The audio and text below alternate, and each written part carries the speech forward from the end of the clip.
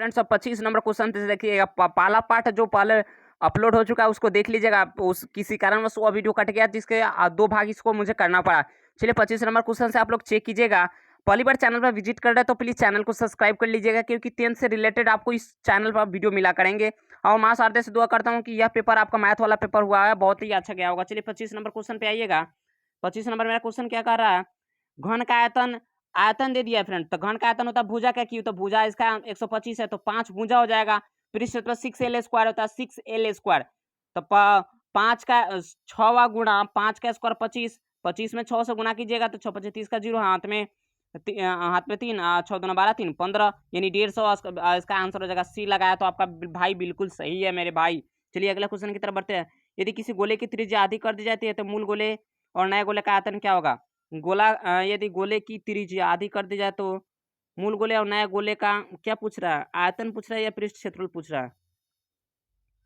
यह question cut रहा है फ्रेंड्स। गोले का आयतन होता है 4/3 pi r cube, 4/3 pi r cube. और दूसरा में आधा कह रहा है तो 4/3 से आपका 4/3 कैंसिल, आर से आर कैंसिल, पाई से पाई कैंसिल हो जाएगा। आधा कह रहा है तो फ्रेंड्स इसको देख लीजिएगा, आयतन पूछ रहा है या क्षेत्रफल पूछ रहा है, क्योंकि इसमें क्वेश्चन कट रहा है। चलिए अगले क्वेश्चन की तरफ बढ़ते हैं। ये क्वेश्चन तो अर्धगोला पे अर्धगोला का होता है, अर्धगोला का ये अर्धगोला पे आप फॉर्मूला पे निकाल सकते हैं तो निकाल लीजिएगा। चलिए अगले क्वेश्चन की तरफ बढ़ते हैं। चलिए यहाँ पे शंकु की तिर्यक ऊंचाई पूछ रहा है और संपूर्ण पृष्ठ क्षेत्रफल होता है शंकु का pi r into l plus r. Option number A ही दे दिया गया है, जो सेम टू सेम इसका जो क्षेत्रफल है। देखिए फॉर्मूला जे होगा तो पूछा जा रहा है। ये क्वेश्चन तो ऐसे क्वेश्चन तो आपको बनाना चाहिए और मुझे विश्वास है कि ये क्वेश्चन बना भी होगा। चलिए अगले क्वेश्चन की तरफ बढ़ते हैं। 5 सेमी किनारे वाले घन सीमे के कितने सीएम 1 सेमी में हमको विभक्त करना है तो कितने विभक्त हो सकते हैं। तो घन के विभक्त करना है तो घन का आयतन भुजा का क्यों होता है, इधर 1 का क्यू है इधर 5 का क्यू, तो 125 हो जाएगा। ऑप्शन नंबर सी बिल्कुल आपका, अगर सी लगाया तो भाई बिल्कुल मेरे सही है। चलिए अगले क्वेश्चन की तरफ बढ़ते हैं। चलिए फ्रेंड्स ये क्वेश्चन आप लोग चेक कीजिएगा। करा कि वृत्त के सिरों का निर्देशांक इतना इतना दिया है। वृत्त के सिरों का निर्देशांक फ्रेंड्स क्या क्या दिया है, 4 और 2 है इतना, तो इसका केंद्र पूछ रहा है। तो केंद्र निकालिएगा। केंद्र इसका सिरों का निर्देशांक वृत्त का दिया है, एक वृत्त है इसका सिरों का निर्देशांक दिया है और इसका केंद्र का तो मध्य बिंदु पर आप निकाल सकते हैं। इसको मध्य बिंदु का फॉर्मूला x1 + x2/2 और y1 + y2/2 होता है। जब इसको सोल्व कीजिएगा तो 4 में 4 घटा 0 0/2 तो फ्रेंड्स 0 हो जाएगा। तो 0 एक ही ऑप्शन से पकड़ा जा रहा है, ऑप्शन नंबर सी हो जाएगा इसका बिल्कुल करेक्ट। x अक्ष पे बिंदु का निर्देशांक होगा, x नियामक 0 होगा यानी, तो ऑप्शन नंबर सी हो जाएगा। x 0 हो जाएगा, y हो रहेगा। चलिए अगला, y बिंदु के दूरी कितनी होगी, तो फ्रेंड्स पहला वाला x होता है, बाद वाला y होता है, तो 5 इसका बिल्कुल लड्डू वाला सवाल है। ऑप्शन नंबर ए बिल्कुल सही है, ए लगाया तो भाई आपका बिल्कुल सही है। चलिए अगले क्वेश्चन की तरफ बढ़ते हैं। चलिए 36 नंबर क्वेश्चन देखिए, ये जो कहते हो फार्मूला ही पूछ दिया गया है। 36 नंबर क्वेश्चन कर रहा है कि कोट 90 - थीटा, तो ये इस बच्चे ने गलत लगा लिया है, हालांकि इसका साइन थीटा नहीं होगा, cos 90 - theta sine theta, cot 90 यहाँ पे कोट पूछ रहा है। देखिएगा कंफ्यूज यहाँ पे स्टूडेंट कर जाते हैं सही ढंग से क्वेश्चन नहीं पढ़ने की वजह से। कोट 90 - थीटा होता है tan theta, option number B लगाया तो आपका बिल्कुल सही है। चलिए अगला क्वेश्चन, इस क्वेश्चन में देखिएगा tan थीटा 45 यानी थीटा का मान 45 हो तो tan square theta plus 1/sin square theta का मान कितना होगा। तो इसको सोल्व करने पे फ्रेंड्स आएगा 3 आएगा, आप सोल्व कर लीजिएगा। ऑप्शन नंबर इसका 38 का हो जाएगा सी। चलिए अगले क्वेश्चन की तरफ बढ़ते हैं। क्वेश्चन नंबर 39 से देखते हैं। चलिए फ्रेंड्स ये अगला क्वेश्चन देखते हैं। अगला क्वेश्चन 39 है। 39 नंबर क्वेश्चन ध्यान से देखिएगा। 39 नंबर क्वेश्चन का थीटा बराबर 30 डिग्री हो तो 2 cos थीटा 2 थीटा के बराबर हो तो ये कितना पर होता है। तो फ्रेंड्स ये क्वेश्चन मुझे डाउट है इसलिए मैं गलत क्वेश्चन नहीं बता सकता, इस क्वेश्चन को स्किप करता हूँ। अगले क्वेश्चन की तरफ बढ़ रहा हूँ। साइन थीटा बराबर 1 देखिए ये क्वेश्चन है, ये क्वेश्चन को आप बिल्कुल निकाल सकते हैं। यानी साइन थीटा का मान p/h होता है, p/h होता है, तो इसको p/h और आपको निकालना है tan का फॉर्मूला p/b, तो p का मान 1/1 तो सेम रहेगा। ऑप्शन नंबर डी अगर लगाया तो भाई बिल्कुल आपका सही है, डी लगाया तो बिल्कुल सही है। अगले क्वेश्चन की तरफ बढ़ते हैं। द्विघात समीकरण के मूल होंगे, द्विघात समीकरण का मूल क्या हो जाएगा फ्रेंड्स आपको निकालिएगा, हालांकि मैं इस क्वेश्चन को अभी निकाला हूँ, तो इसका आंसर बी है, बिल्कुल सही है मेरे भाई। अगर बी लगाया तो आपका बिल्कुल सही है। चलिए अगले क्वेश्चन की तरफ बढ़ते हैं। 41 नंबर के बाद अब 42 नंबर क्वेश्चन को देखते हैं। चलिए फ्रेंड्स 42 नंबर क्वेश्चन कह रहा है कि इसका निकालिएगा विविक्तर मूल पूछ रहा है कि वास्तविक होगा तो आप डी का फॉर्मूला होता है, डी पे निकाल सकते हैं बिल्कुल। आप अगर डी पे निकालिएगा तो इसका विविक्तर का फॉर्मूला होता है डी बराबर b² - 4ac, तो वास्तविक और समान आंसर आ जाएगा। ऑप्शन नंबर ए हो जाएगा। अगला क्वेश्चन, यदि शून्यांकों का देखिए फ्रेंड्स, इसका द्विघात बहुपद का फॉर्मूला आता है ए से square minus alpha plus beta, कोस्ट होता है alpha plus beta into x plus alpha into beta होता है। तो ए से स्क्वायर तो दिया गया 6x प्लस ए से square alpha into beta plus होता है, तो प्लस देखिए प्लस नंबर किस में है, तो ऑप्शन नंबर ए है। बिल्कुल भाई ए लगाया तो आपका सही है, ए लगाए हैं तो आपका बिल्कुल करेक्ट आंसर है। चलिए अगले क्वेश्चन की तरफ बढ़ते हैं। क्वेश्चन नंबर नेक्स्ट को देखते हैं। आप स्कोर भी काउंट करते रहिए कि आपका स्कोर कितना हो रहा है।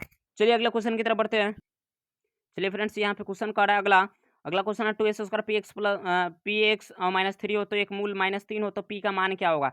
तो पी -3 पर पुट करके निकाल लीजिएगा। इस क्वेश्चन को भी आप सोल्व कर सकते हैं, बिल्कुल आसान से सोल्व कर लीजिएगा। इस क्वेश्चन को सोल्व करने में टाइम लगेगा, इसलिए मैं अगला क्वेश्चन की तरफ बढ़ता हूँ। क्वेश्चन नंबर 45 ध्यान से देखिएगा। 45 से विविक्तर का मान पूछ रहा है, तो विविक्तर का फॉर्मूला इसको भी भाई आप निकाल लीजिएगा। विविक्तर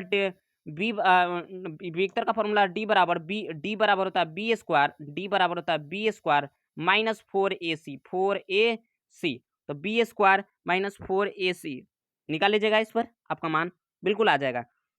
चलिए अगला क्वेश्चन की तरफ बढ़ते हैं। अगला क्वेश्चन चलिए क्वेश्चन नंबर 46 को देखते हैं। 46 नंबर x प्लस 2 3x और x प्लस 4, तो समांतर श्रेणी में x का मान क्या होगा, तो x का मान हो जाएगा।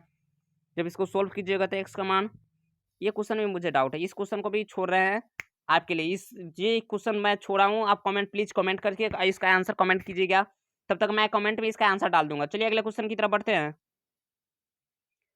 चलिए फ्रेंड्स, यहाँ 47 में कुछ समांतर श्रेणी में यानी डी पूछ रहा है। डी का फॉर्मूला आता है भाई मेरे दोस्त, डी का फॉर्मूला आता है a2 माइनस a1 यानी a2 माइनस का a1, a2 माइनस a1 यानी बाद वाला से पहले वाला घटाए 5/2 में से 2 घटाएगा तो 1/2 आ जाएगा। फ्रेंड्स ऑप्शन नंबर बी बिल्कुल करेक्ट आंसर है।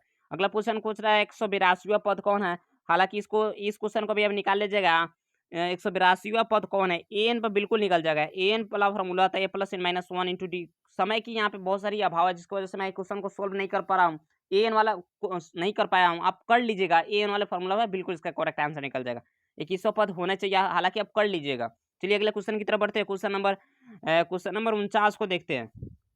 चलिए फ्रेंड्स, यहाँ पे 52 नंबर क्वेश्चन को देखिएगा। 52 नंबर क्वेश्चन मेरा क्या कर रहा है। 52 नंबर क्वेश्चन में यानी दो समरूप त्रिभुज है, 1:ab का मान 1:2 है और डी का मान 1:4 है। तो इसको जब सोल्व कीजिएगा तो इसका क्षेत्रफलों का अनुपात पूछ रहा है, तो सोल्व कीजिएगा तो 16:25 आ जाएगा। फ्रेंड्स 16:25। अगले क्वेश्चन की तरफ बढ़ते हैं।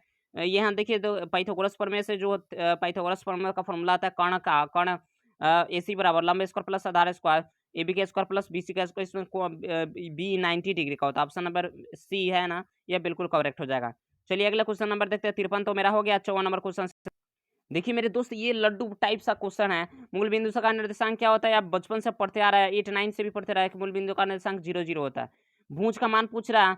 देखिए ये एक्स एक्सिस वाई एक्सिस होता है, इसमें इसको भुज का बोला जाता है, भुज बोला जाता है, और इसको कोटि बोला जाता है। तो भुज एक्स का मान पहले होगा, तो ऑप्शन नंबर बी हो जाएगा बिल्कुल करेक्ट मेरे भाई। अगर बी लगाया तो आपका बिल्कुल सही है। अगला क्वेश्चन पूछ रहा है 56 नंबर की किस चतुर्थांश होता है, -3 में होता है, -3 में होता है। तो ऑप्शन नंबर तृतीय चतुर्थांश लगाया तो आपका बिल्कुल सही है। चलिए अगला क्वेश्चन की तरफ बढ़ते हैं। चलिए फ्रेंड्स, यहाँ 20 की दूरी पूछ रहा है, तो x2 - x1 का स्क्वायर प्लस y2 - y1 का होल स्क्वायर पर निकालिएगा तो इसका आंसर हो जाएगा बिल्कुल सी 25 हो जाएगा। 25 का वर्गमूल 5 होता है, ऑप्शन नंबर सी हो जाएगा। देखिए 5 किस में दिया है, तो सी नंबर में दिया गया, इसका आंसर सी हो जाएगा। 3 रेखा संरेखी होती है, इसका संरेखी मतलब 0 होता है। जब तीनों का क्षेत्रफल 0 समथिंग 0 के बराबर आ जाता है तो वह संरेखी होता है। संरेखी 0 होगा या 1 होगा, मुझे तो 0 ही जानता चांसेस है, क्योंकि संरेखी पर 0 होता है। चलिए अगले क्वेश्चन की तरफ बढ़ते हैं। अगला क्वेश्चन को देखते हैं। यहाँ पे देखिए क्वेश्चन नंबर कह रहा है कि ए बराबर बिंदु जो 3 4 है और बी का मान -5 4 है, तो निम्नलिखित के रेखाखंड में लंबवत होगी, तो ए बी से गुजरती रेखा। इस क्वेश्चन का आंसर आप कमेंट बॉक्स में कमेंट कीजिएगा। इस क्वेश्चन को मैं स्किप कर रहा हूँ, क्योंकि इस क्वेश्चन मुझे डाउट है, क्योंकि क्वेश्चन पूरी तरह से कंफर्म दिखाई नहीं दे रहा। अगले क्वेश्चन की तरफ बढ़ते हैं।